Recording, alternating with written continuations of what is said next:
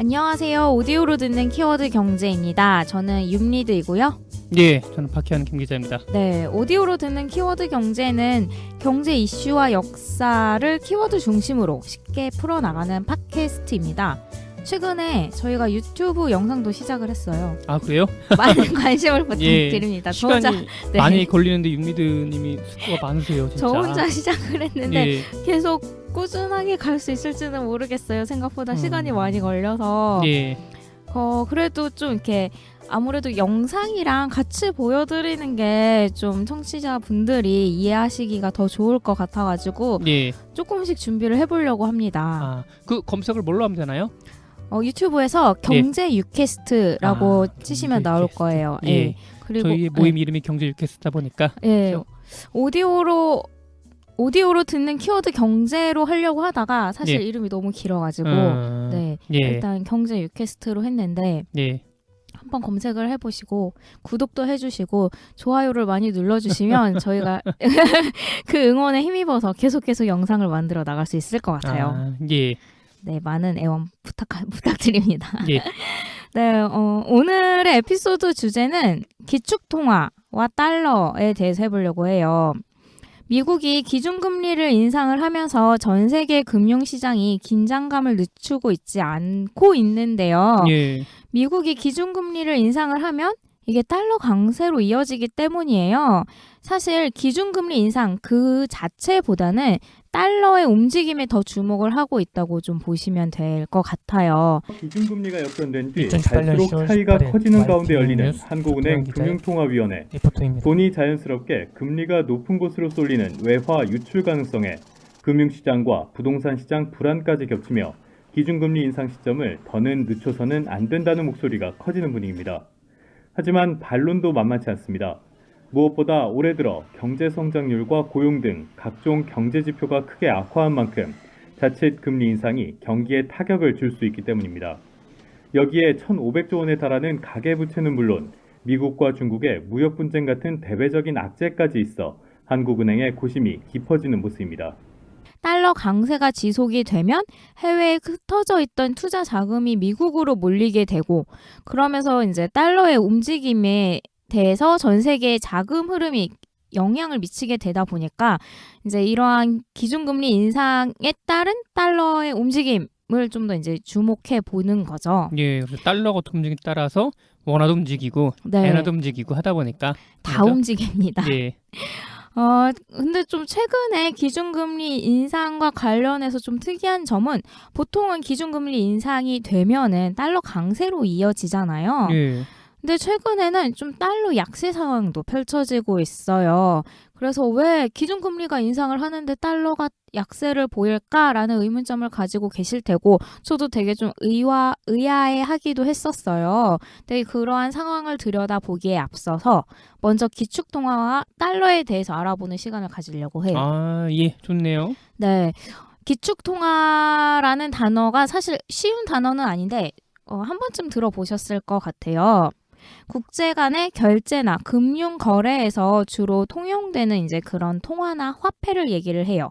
그러니까 만약에 우리나라가 중동에서 이제 석유를 살 때 원화로 주고 살 수는 없지 않습니까? 그렇죠. 그 나라에서 원화도 통용이 안 되고 그렇다고 중동에서 사용되는 그 화폐를 주자니 우리나라엔 그 또 화폐가 없다 보니까 이게 좀 어려움이 있어요. 그래서 사용되는 게 기축통화, 바로 달러가 사용이 되는 겁니다.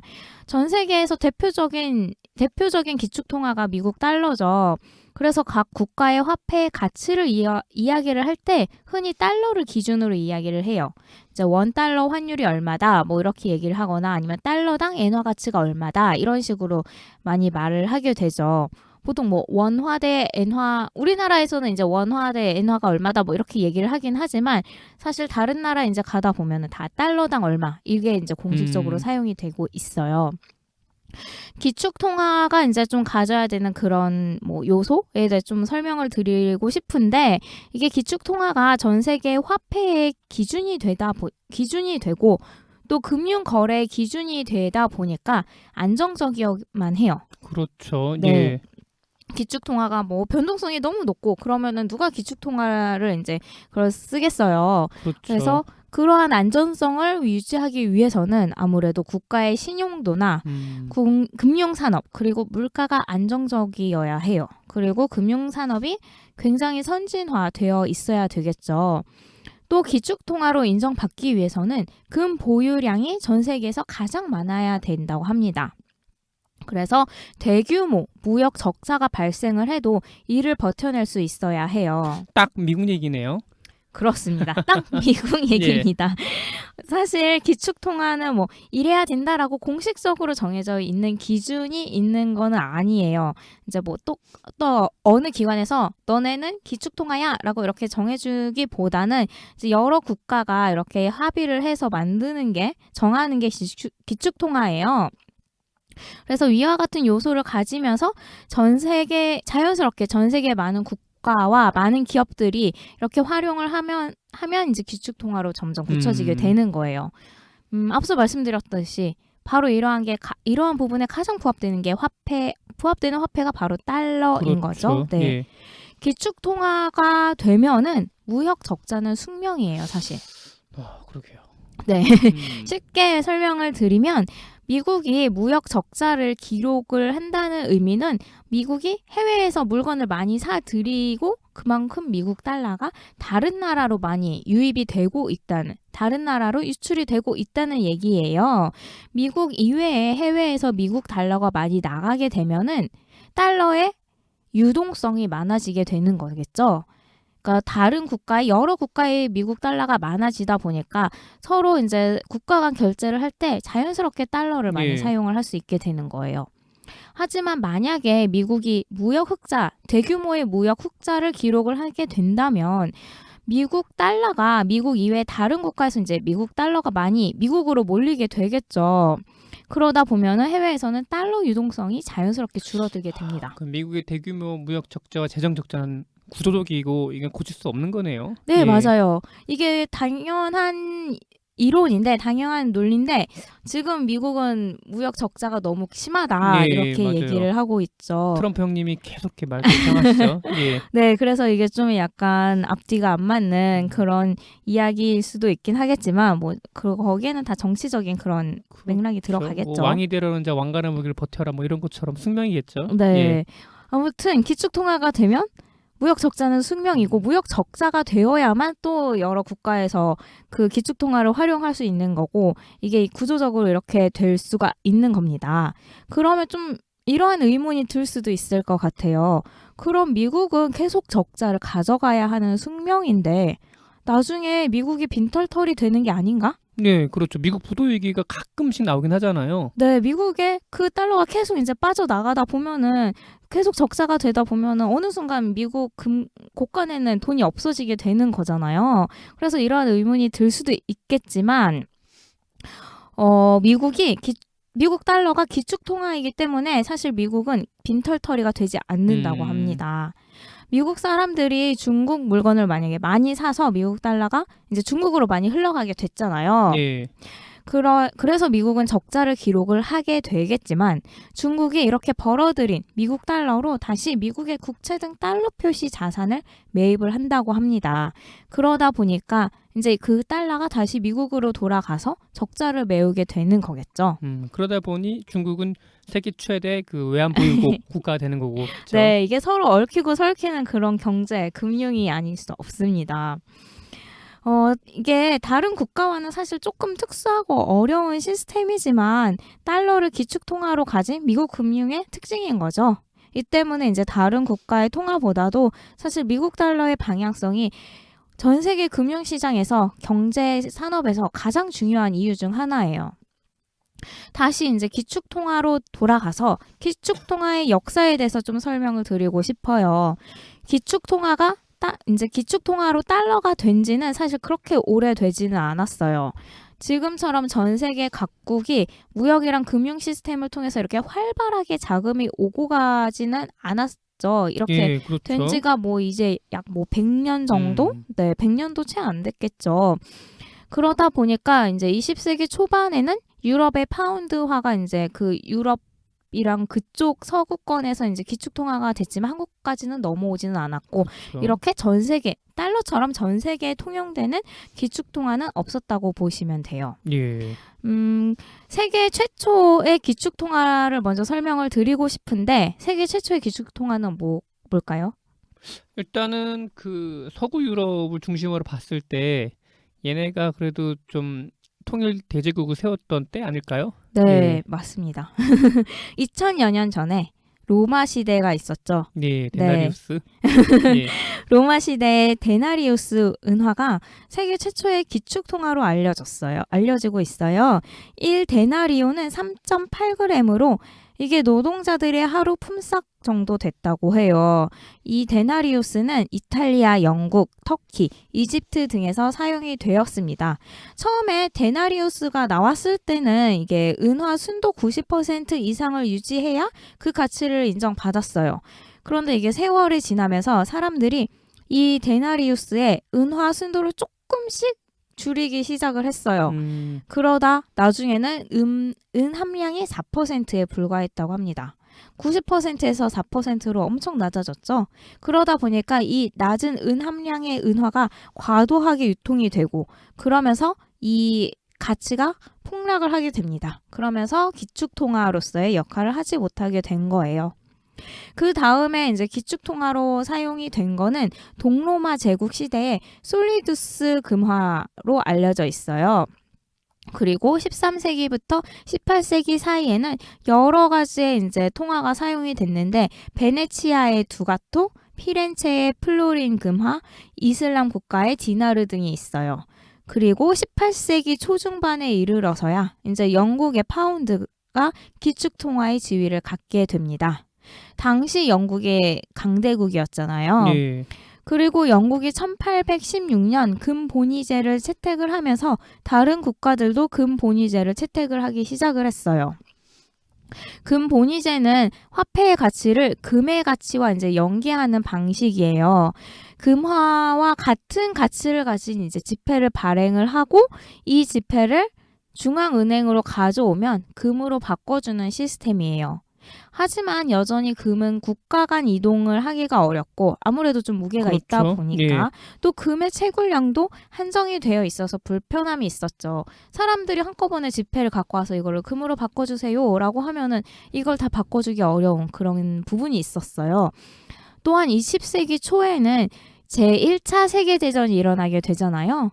이때 대규모 큰 전쟁이 일어나면서 전쟁 비용을 마련하기 위해서 각국 정부가 화폐를 금으로 교환해주는 것을 정지했어요. 예. 그러면서 화폐 발행량을 늘렸어요. 예. 그러다 보니까 나중에는 이 늘어난 화폐만큼 금으로 바꾸지 못하게 되자 이 금 본위 체제가 무너지게 되고 불신이 높아지게 된 거죠.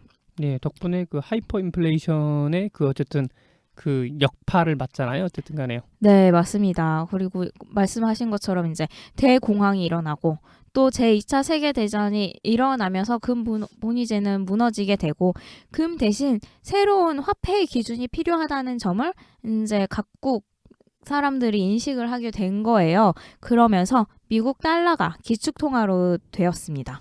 예, 당시에 유럽은 전쟁 이후로 좀 폐허가 된 상태에서 어떻게 전 세계의 경제를 리드할 수 있는 상태였고 아시아도 마찬가지였는데 그나마 유일하게 남았던 게 미국이었기 때문에 네. 자연스럽게 강대국 올라가면서 자기네 돈을 또 이제 기축통화로 이제 올릴 수 있었죠. 네, 맞습니다. 바로 그것이 브레턴 우즈 체제입니다. 경제 역사 시간에 아마 한 번쯤 들어보셨을 단어예요. 1944년 미국 브레턴 우즈에서 열린 44개국의 회의에서 딴 이름으로 금 1온스 28.3g을 35달러에 고정하는 고정 환율제로 금환 본위제로 이제 바뀌게 된 거예요. 예. 네. 그리고 이제 각국의 화폐 가치는 미국 달러와 고정 환율로 연결이 되고 미국 정부에 의해서 이게 금으로 교환할 수 있었던 겁니다.